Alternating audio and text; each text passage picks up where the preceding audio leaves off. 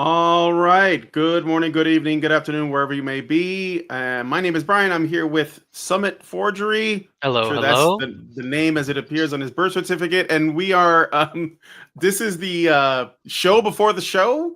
We're doing a bit of a pre show, talking to some of the people involved with the game jam, show them a little bit of love, show off their work and their games.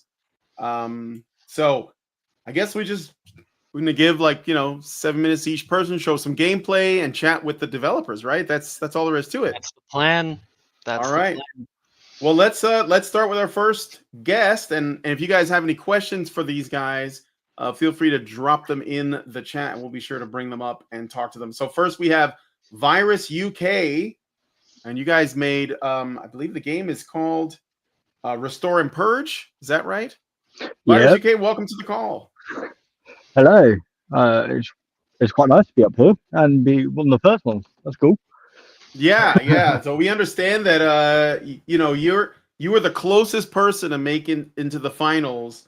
So we felt like we should, debut and show off your game because you apparently also intend to finish it. So first off, what convinced you? What is your game in brief? And then why are you gonna see this thing through? Um, so my game is a low poly. Think of it as a low poly version of Call of Duty Zombies. That kind of concept idea. Um, Yeah, I love which, this one when we were rolling Yeah. the admissions. So that was a lot of fun playing it.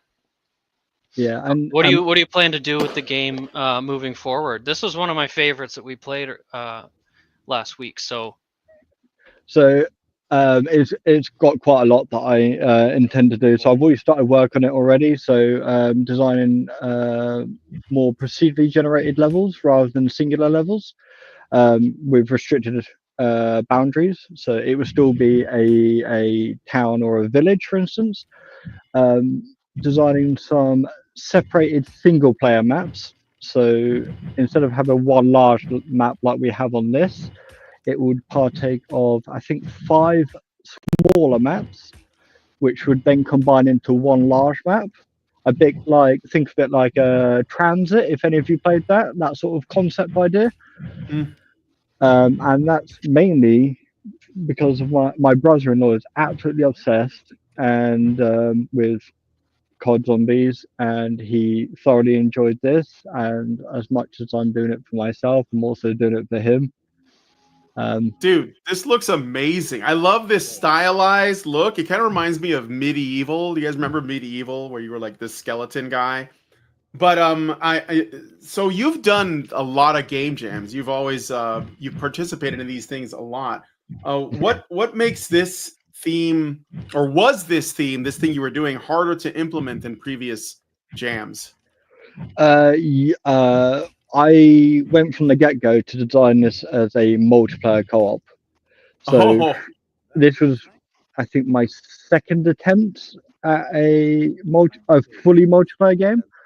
Um, so I'll be honest, in the game jam, we didn't manage to test the multiplayer capabilities because of it was restricted to LAN-based multiplayer at the time. Um, but it was fully compatible. I tested it at home; it worked fine, and that's where I hope to have this as a Epic Games / Steam release, as well as Itch. it looks great. How long did it take you to make this? Oh, oh, Because the funny game enough, jam we had like a couple of weeks, right? yeah, I had 2 weeks. I work about 70-hour weeks, so I don't get a lot of free time. So Yeah, I yeah. I think altogether this probably took about 19 hours. we were And playing this what? last week, and you're probably not going to see the whole playthrough in this little snippet, but you can go through, upgrade buildings, change out your weapons. They've got stronger skeletons coming in later in the game, and yeah, it just felt really great playing this. So, congrats on the honorable mention. I really wanted to see this one make it to the finalists, but hey, like, keep playing in these jams. We're growing, and it's been so much fun to do this, and every season it's just growing. So thank you for your participation. And Yeah, this is really impressive. So I did talk a little bit about how I really like the art style. What did you have like? What's the inspiration for this? What were you thinking of? So the character builds are based off my last game jam game, which is a Gladiatorial Strategica, and I really like the player movements and the type of characters, that sort of stuff. So when it came to having a Templar restoring theme, it did make me think. I had recently played COD like a couple of days beforehand, and I was like, "Oh, that sounds like a shout." Yeah, definitely a good-looking game. I love that you took something low poly and still gave it so much charm. You know, because there's a lot of like big focus on high poly, high resolution, high realism games. And it just shows that you when you're working with less, you problem solve, you get creative, you can pull some good stuff off. So I guess like I don't know if there's like any like if we should tell people where they can find you, or but I just want to give you a shout out. I think this looks fantastic. I hope you follow up and do more with it. I think it has I can already tell it looks like it's got potential. Am I able to do a little bit of self promotion? yeah, absolutely. Okay, so of course you can find this on Itch, and you can go through the game jam. Anyone that's already seen it, I have put it up as a what is it, the showcase on the Discord. And as of, I believe it is next Friday, I have got just a small base Kickstarter, just to help hopefully develop this some more, and would help in regards to meaning that I wouldn't have to hopefully work at 70-hour a week just so that I can get this finished. And I've got a baby on the way as well. So hey, congratulations! Congratulations! Yeah, awesome, very based. Hey, all right, Virus, well, thank you. I was wondering if you had any. Have you been doing this all on your own? Do you have any teammates you want to shout out, or anyone that helped you out? You've done this all on your own. Yeah, I had some of the voice lines done by one of my mates, who's also going to be doing the voice lines in the updated one. So cool. See you next season. Yeah, I'll see you in 3 months. All right, man. Have a good one. Love the game. All right, next we got. That was a really good looking game. I wish I saw it when you guys were presenting it. Yeah, it looks really cool. All right, so next up we got Legacy Forge. They were the guys that gave us Valor of Man, and apparently they are also someone. Well, we did a spotlight on them, so let's bring in Legacy Forge and chat with those guys. There was like a couple of guys that I spoke to. Are they next on the list? Some of them are teams, and some of them are on their own. Individuals. So, yeah. All right, John Kramer. Oh no, this is Chudsoft. You guys are jumping the gun there. Spoilers. When we were playing last week, we had 40 games to go through. So that's what this ended up being, a long stream, but it's very encouraging. Tryon, what's up? Hey guys. How are you doing? So, this is your game, Valor of Man, which I think well, I already gushed about this one. I love your monsters. Oh, wow. Beholders. Wow. It's very cool. So, good. This is phenomenal. Yes. This is I believe this is still, it's not out yet, right? They have a lot of work to do, but it's going to be like a turn-based RPG roguelike. Again, it's sort of low poly, but I think that's where the art direction comes out, and it looks like it's got a lot of replay value. And the thing that's especially interesting about this is it's reactive. It's got a reactive system. So, Tryon, I feel like I'm talking for you. Why don't you tell us about the Valor of Man? Yeah, so it's a turn-based tactical RPG. where enemies react to your actions. So they have some deck of cards, and when you attack them, they will attack back or buff themselves. So this is our unique thing with the game. And we also implemented a lot of roguelike mechanics for replayability and for freshness and all that jazz. So yeah, bringing the encounters into a position where they can react to your ability in a little bit of an unpredictable way that's a big deal. It's not something I've ever thought of, and that's really cool to see. I love the way the dragon falls apart when they defeat it here too. It's just so much detail in this. Yeah. When I interviewed these guys, I told them that it reminded me of like a board game. Where if you ever played like these board adventure games like the Dark Souls board game, or I have those D&D board games.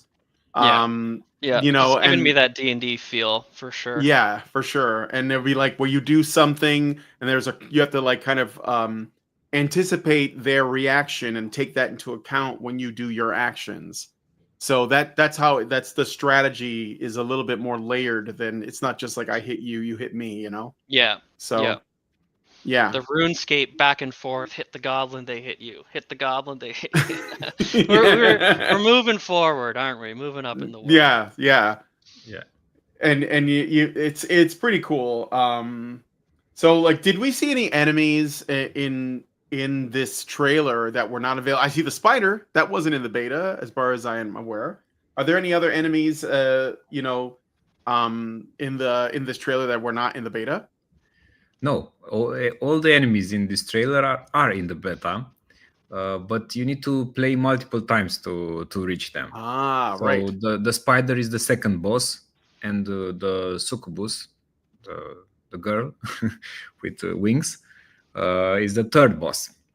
So you have to win once, win twice, so you get to them. That's. How long have you guys been working on this? We've been working for about 2 years. In March we'll have been working. Yeah. And it's on Steam right now for wishlist, right? Yes, it is on Steam. And we are currently in beta, but we plan to release the free demo about on 10th of February. Oh, that's really soon. Coming up. Yeah. We're pretty happy with where we are now, but we still have some way to go with the reaction system. People, some want to play it, without looking at the reactions, and they are kind of punished and they don't like it. So we have to find a balance. Could you tell me a little bit more about the decision making there? Like what's going on behind the scenes there with is it like an AI thing that's kind of helping the monsters make a decision, or how does that work? No, it is a little simplified than that. So at this point, most common monsters have only one reaction, and that reaction can say something like they will move towards you and attack you. And if you are in their range, let's say they move 3, they will come and attack you if you hit them from afar. But if you hit them from close to them, they will attack the one who attacks them. But some of them have something like a chance to explode, like the bugs. When you hit them, they will come to you to fight you, but they have a chance to explode. So you can work with that. When they explode, they hit the other enemies also, and you. So you can try to kite them and explode the other stuff like that. So each card on the enemy is made from multiple actions, small actions like move, attack, AoE attack, ranged attack, and stuff like that. So through a combination of these, the cards are combinations of little actions. And that's kind of the AI of the monster. Is the choosing of the cards randomized, or like what goes into the decision making when it comes to the choosing of the cards is randomized. So again, the common enemies are simpler, but the elites and the bosses have, let's say, 3 or 4 reactions, and they start when they start the fight, they pick one randomly. Some of them have some actions predefined to be that one, if in their philosophy. For example, the Slayer has the struck a nerve. So you hit him, you struck a nerve, and he comes to you fast and tries to bash you with his shield. And then he chooses randomly. But you see what card they will play. So once you play a while, you start to understand these more complicated monsters, and you know what they do. You know. Could you tell me a little bit more about the party here and the characters that you'd be playing? Is it does yes, got a few more minutes? Yeah, the party is kind of classical RPG games: warrior, cleric, rogue, mage, but they each have 3 possible classes, and each class is specified on some things. Let's say, for example, the warrior can be the captain, which is kind of a support guy, empowers the allies. Can be berserker, which is more on upfront damage and not with the not buffing the party. You know, he's raw fury. Or he can be a champion who taunts the enemies and tries to soak the damage, more like a tank, you know. So, and for example, one class that is really interesting in our game because it is tied to the reaction system, and the action system is the seer, the mage seer. And she has all kind of abilities that manipulate the enemy deck, you know. You can change their next reaction or skip the next reaction and stuff like that, you know. Mm-hmm. Yeah, it's a. I've already talked with you guys about this game. Yeah. It looks really good. I'm excited for this one. And some of my followers on my channel over Honey Badger Arcade, they've already said that they've wish listed it and they're looking forward to the beta. So it's good to know that that's coming soon. Yeah, I'm gonna do that right now as well. I haven't seen this quite yet. Awesome. Thank you very much. All right. Thank you. And good luck. Hopefully you guys are going to be enjoying some success. Thank you. Thank you. So you two guys all right. Have a great show. Also, I saw the show I saw the show last week and it was pretty fun. I watched it. It was nice. Oh, yeah, really cool. That's great. Thank you. And these some of the games that I liked are in the finals. So pretty nice. Yep. Pretty nice. Oh. Yeah. Cool. All right. Well, very exciting stuff. Okay, so that was Legacy Forge. They have the game Valor of Man. Check it out on Steam. It's there now. You can wishlist it. Okay, and then we got Chudsoft. So I played their Roman a Day. I sucked at it. Terrible. So this is John Kramer. I never spoke to you, John. Hi, how you doing? Yo, what's up, my people? We got to get Power in here. Where's Powerlifter? There we go. So these are the Chudsoft guys, the Chuds of Chudsoft, and what's up, guys? You guys did? Hey, what's up? How you doing? Women's powerlifting champion. The names seem to change all the time. This is a good one. I would stay with that. Should put like a gold medal on in your. The Discord's been pretty fun in that way. So, what do you guys have to show us for the Game Jam? What are we looking at? So we got a trailer. Oh wait, for the Game Jam, what we did? Well, what your Roman a Day, right? We're talking. This was the last Game Jam. So yeah, the last one. Yeah. They've been continuing to work on this since the previous jam. So go ahead and give us an update. Yeah. Roman So the build you're going to show us is different from the one I played. It's ever evolving, but I think we just got a trailer. I don't know. I think Recon's got to play the trailer. Okay, let's take a look. This is Roman a Day, work in progress. Ooh.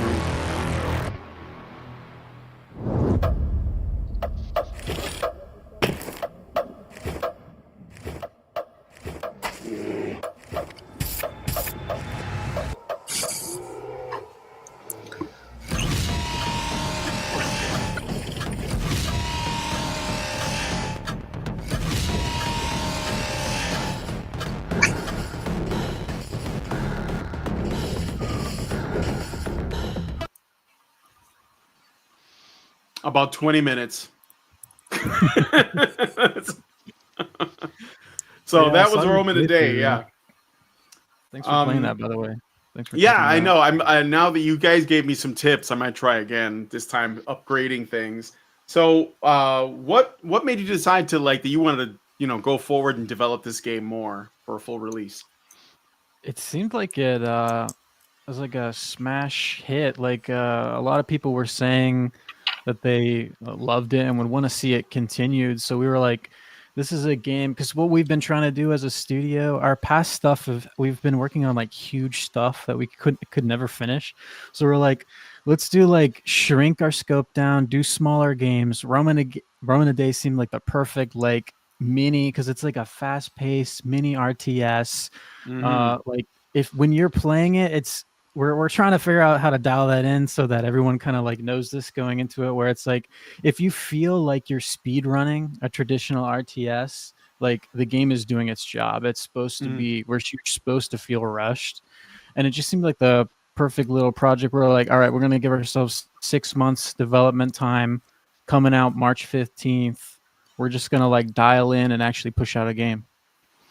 Yo, something that Yeah, I pretty try much. to encourage people to do in the jams, like every single time with the judging, is like I love to see the games continued. As fun as it is to make a game in 2 weeks, but to see, these projects being continued later on, it's great to see. So, what have you guys done since the previous game jam? How's it been updated? I haven't played it since the previous jam.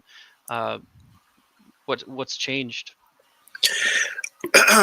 Yeah, we added a whole bunch of a couple new units. We added a whole bunch of new structures that you can build. Made it so that you can build more sophisticated things like some walls and things like that. Kind of more like you're actually building like a barbarian village or what have you, rather than just like a bunch of buildings just kind of scattered around. Also, just kind of did a whole bunch of like quality of life changes, making it a lot more polished and make it feel a lot better. It's things like that. Yeah, I think the biggest thing was being able to move troops. That doesn't sound like a huge thing, but in the jam we couldn't implement that. We changed Yep, that. So I remember. Oh, yeah, we're trying to add some new game modes too. I've got a quick question for you guys. How long can you survive? What's the record? Who's better at the game, powerlifting or John? I'd say John's the one power. that's really good at RTS games. I don't remember what our top scores are. We had a friend that lasted like 30 minutes though at one point. Oh wow, Yeah, that's 37 impressive. I think minutes. in the jam we got to like 7 or something. hmm yeah. Yeah. I was gonna say, is the whole point of it to just see how long you last until you die? So it just gets your heart rate going, and yeah. Oh man. But I reminded of something. I'm sorry for the digression, but I used to play this game on the PlayStation called Driver, and they had this. It was kind of like this car game, and then you have to like avoid cops. Yeah, with a 3 in it. Yeah, no, that was the third Driver game. But like the first one, they had this. Yeah, they had this mode called Survival Mode, and it was just how long until the cops destroy your car, and the longer you can go, like the cops will just come at you, like rabid animals. And I'm just wondering, like it's kind of like survival just means how long do you last till you die. So is that kind of like the mood you're going for? Like, does Rome always win eventually? Is what yeah. I'm saying. Yeah, Yeah. You're gonna Yeah. get steamrolled no matter what. It's like how long can you live? We want to do potentially like an actual proper like wave survival one. So you have like the eternal night mode, proper wave survival, and we're also looking at adding like a town hall mode where the objective is to protect a singular building, your town hall. Yeah, Yeah. like So a we're like, tower defense kind of feel. exactly. Yeah. Cool. Give the Yeah. players like a few different ways to kind of approach it and how they want to play it. Yeah. Did you mention new units when I asked what you changed? What would you change about the characters running around? We didn't change much about that. What we did was we added bears, which was one of the things that we were really wanting to implement during the jam, but we didn't have enough time for that. We put archers in the game. Yep. We're working on making a new roaming unit as well. So they're going to have basically ballistas that they wheel into the level, and they can shoot big rocks at your structures and things like that. So And now you can strategize their positioning too. They don't just run Mhm. randomly to the closest unit. Oh, they still do that. All right. Yeah, but you can move them now at least, which you can. If you put them in the wrong spot strategically, you can change the location or like throw them at your enemies. Something that I'd be pulling from the Total War games is that you can have these units and you can put them in a position. You can have them choose to move, or you can have them sit still. Like, might be something to just be able to pick their attitude towards. If the bear is coming at them, the archers don't want to run towards the bear. Mm-hmm. Right. Wasn't Company of Heroes like that, where they kind of like they were kind of independent? You'd send a unit somewhere and they'd all do their things, kind of know their role.